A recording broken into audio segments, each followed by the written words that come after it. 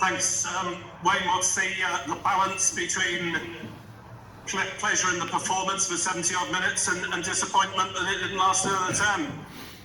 Yeah, obviously one of disappointment in the changing room. The guys put in a heck of a shift.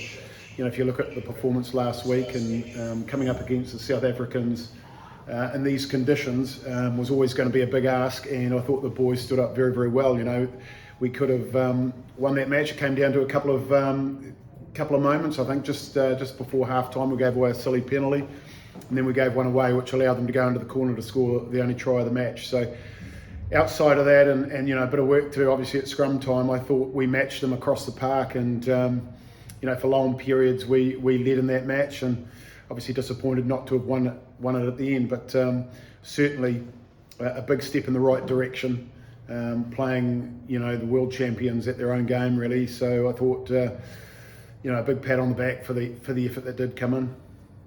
What about Ellis Jenkins' performance after 3 years out? Yeah, look, very, very pleased for Ellis. It was a big moment for him.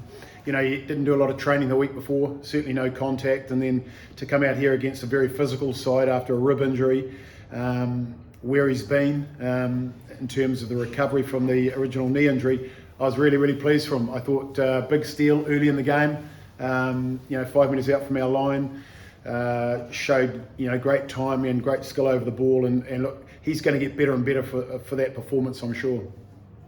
What was your view of the incident with an intruder on the pitch? Yeah, well, look, it was, yeah, I don't know.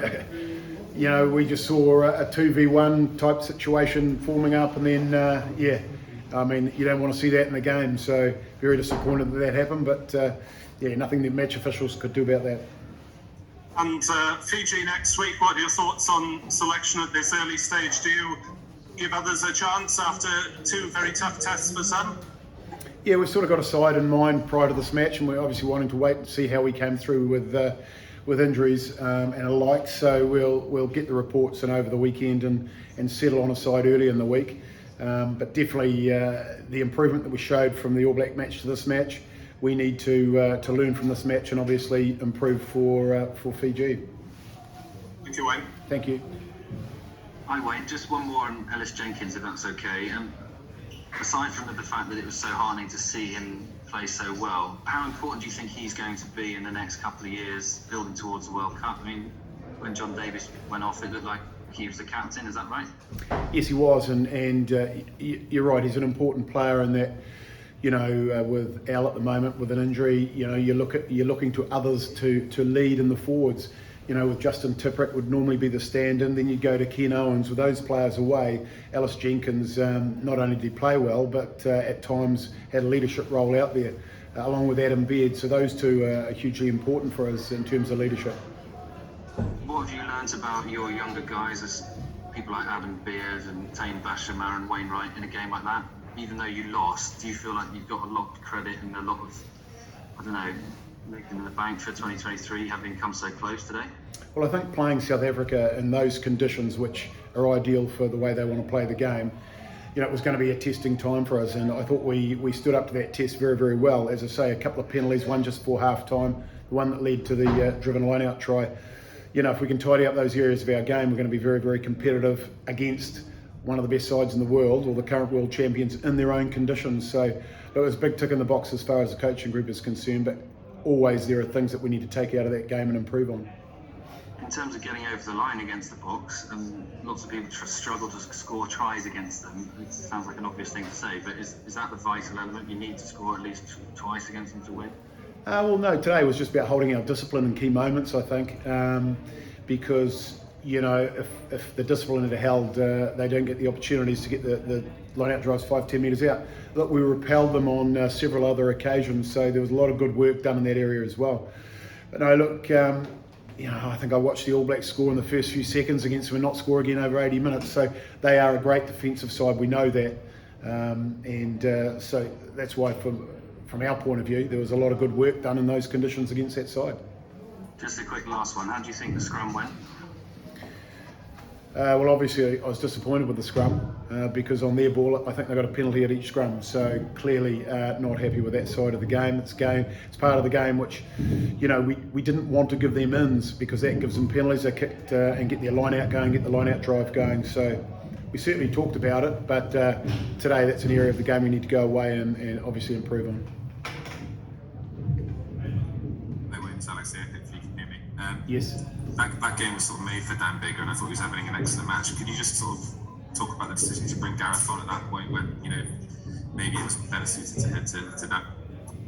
Oh, look, you can look at that. You can look at the workload that people have put in, and then look at fresh legs, you know, because we wanted to put pressure on kickers.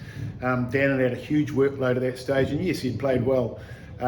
But, you know, we've got belief in the squad. Gareth's a player coming back, and, you know, the more game time he gets, he'll keep improving. It's important that, as we saw with Alan Wynne, you know, no one's free of injury from time to time. So we need to keep building the squad. And we need to get depth in all positions. And certainly Gareth coming on will be better for that.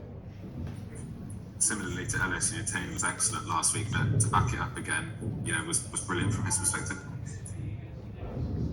Yeah, I thought he had another good game, very good game. He'll learn from that game though when he goes and looks at the breakdown.